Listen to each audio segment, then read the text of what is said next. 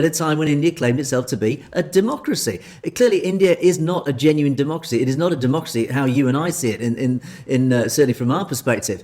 And then the hypocrisy also sits very large amongst our own leaders here in the West, because, again, as we often say, our own leaders are shaking hands with Narendra Modi. They are welcoming the Home Minister, Jai Shankar, and shaking hands and talking trade deals and talking about, yeah, let's build bridges with India, let's build trade deals, let's do commerce, let's potentially invest in India. Well, this is a nation that is claiming itself to be a democracy and clearly isn't, and we are nations that claim to support the rule of law, that claim to stand up for democratic principles. As I keep saying, we have invaded countries for less to impose our democracy upon these nations. And yet, here we have India, which is guilty of all sorts of abuses of human rights, which are well documented, and not just historically, but even to the present day. The minorities in India are under the cosh of an Indian state that does not want them there, that wants to try to convert them into Hinduism, that wants its Hindu Rashtra at the expense of its minorities. Human rights abuses are risible. They are terrible in India. And we often I use the phrase banana republic. India is not a banana republic,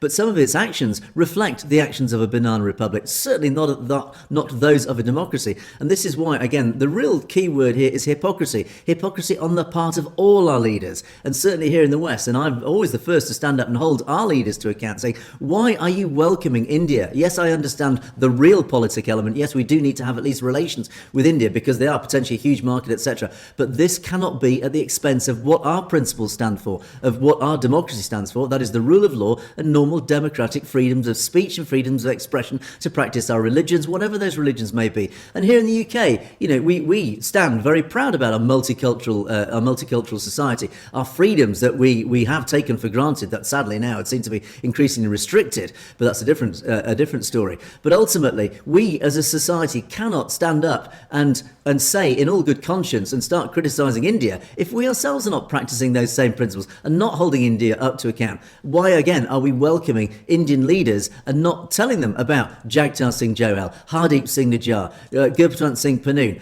the oppression of the Muslims at the moment, and all these pieces of legislation that are used to imprison political dissenters? It's just not right. To me, it's just totally undemocratic.